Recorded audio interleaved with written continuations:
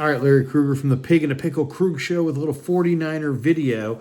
Interesting article out on the 15 or 20 veteran players that a lot of people anticipate are going to be cut before free agency begins. And there's a name on that list that I think is really interesting that we'll talk about coming to the 49ers potentially.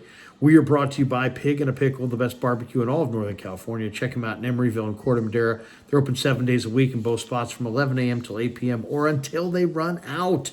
Pig and a Pickle, the best barbecue in all of Northern California. Go say hi to Damon and Mary and tell them that Larry Krueger sent you. We're also brought to you by Sharp Corner Sports Cards and Collectibles. They are at 205 Cypress Avenue in Pacific Grove, California. Call Anthony Catania. He's at 831-521-5264. And we're also brought to you by ValleyHillRoofing.net, 209-481-6851. They're a Go Green roofing contractor, and the website links for both companies are listed in the description. And thanks for supporting the Krug Show by supporting our sponsors. All right, let's talk a little bit about the Niners.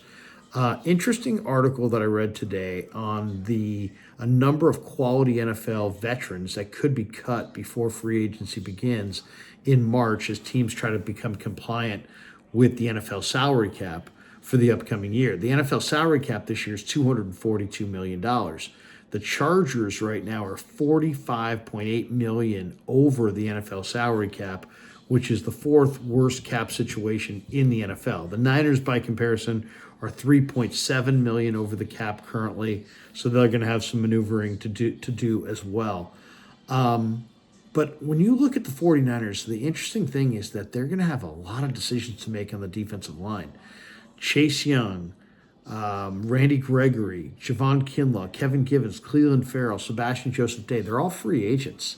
The only 49ers that are under contract D-line-wise are Drake Jackson, Robert Beal, Kalia Davis, Javon Hargrave, Eric Armstead, Nick Bosa. So those six, and then Austin Bryant and Alex Barrett. So that would be eight.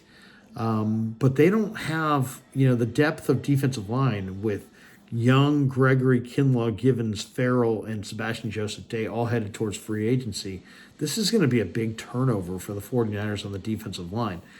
I bring it up because I'm looking at this article and the list of cuts of big-name guys. And they've got Russell Wilson, Nick Chubb, Jimmy Garoppolo, Mike Williams, David Bakhtiari, Alvin Kamara, Hassan Reddick's on this list. A lot of people have floated the idea of Reddick to the Niners, but I can't see the Eagles and Niners doing business. Tyler Lockett from Seattle, Devondre Campbell, Xavier Howard, who's a good corner from Miami, Hunter Renfrow, Jamal Adams, Keith Byard, who's now with the Eagles.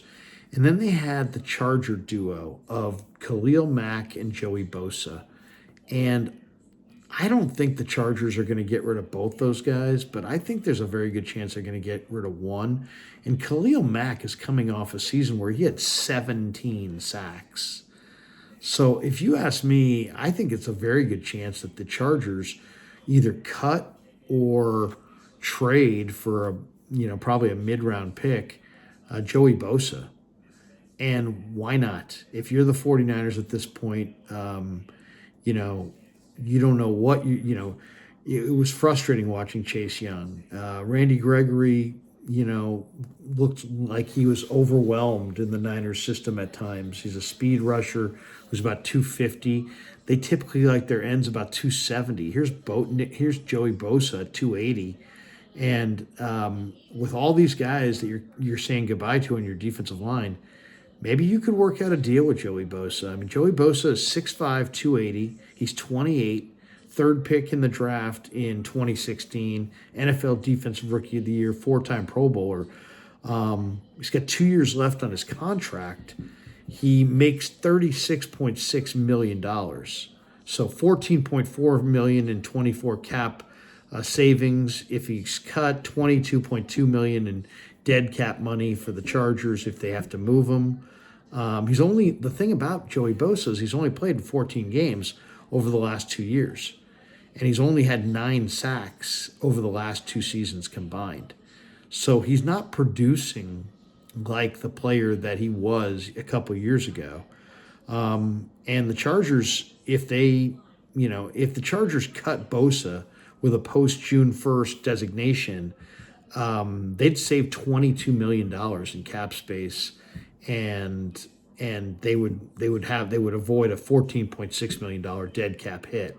So it'll be interesting. Jim Harbaugh is the head coach there. Joe Ortiz is his new general manager. They got a bunch of decisions to make, but could Joey Bosa be available this offseason? And if he was, would the Niners have interest? I mean, that one to me is interesting. Obviously he's making a ton of money, but the Chargers are going to have to make some real tough decisions on the cap. I think Khalil Mack is the guy of those two that they're going to opt to keep. And then it's a matter of, do they cut Joey Bosa or do they find a trade for him? And with a guy with a contract that significant and only 14 games over the last 2 years, only 9 sacks over the last 2 years, maybe the market would not be as burgeoning for Joey Bosa as you would think it would be just based on his name. So, that might be an interesting one for the Niners. I mean, having both Bosa brothers on the same line might not be the worst plan. I think I'd rather have Joey over Chase Young coming back. I think I'd rather have Joey over Gregory coming back. It would probably put some pressure on the 49er draft, college scouting department to find, 3 or 4 viable defensive linemen out of the draft this year that could be on the roster, because Joey Bosa would take up some of that cap room and you'd have to lean on more younger players. But that might not be a bad thing.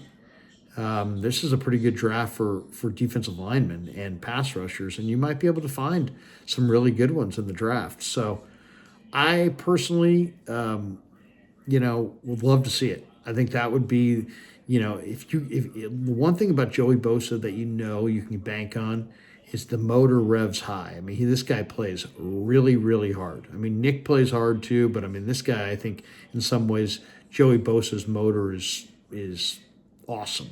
I mean, he's really bringing it a lot. So why not? I mean, I think that might be a better alternative than Chase Young or Gregory or re-signing some of your current D linemen. And just because he's had a couple down years, you might be able to get him at more of a reasonable price. And if you can get him at a reasonable price, now you're talking about, with the Hargrave and Armstead inside, and you got the Bosa brothers coming off the edges. I think your chances of having more of a fearsome defensive front line. The Niners want everything to emanate from pass rush up front. Well, they've missed D Ford, and they've gotten some guys the last couple of years, but it's like they right now they could really use another top tier pass rusher opposite Nick Bosa, and if it could be Joey and they could work it in financially, that would be great to see. In past years, I thought, it's kind of a crazy idea because it's just Joey Bosa is going to make too much money. But when you look at his situation right now and where the Niners are at and their options in the marketplace, they might be able to make it work and have both Bosa brothers on the same defensive line. Anyway, hope you enjoyed the video. Thanks to Pig and a Pickle for being the title sponsor of the Krug Show. Thanks to Sharp Corners, Sporting Cards, and Collectibles. Thanks to ValleyHillRoofing.net. Thanks to all of you guys for supporting the Krug Show on YouTube.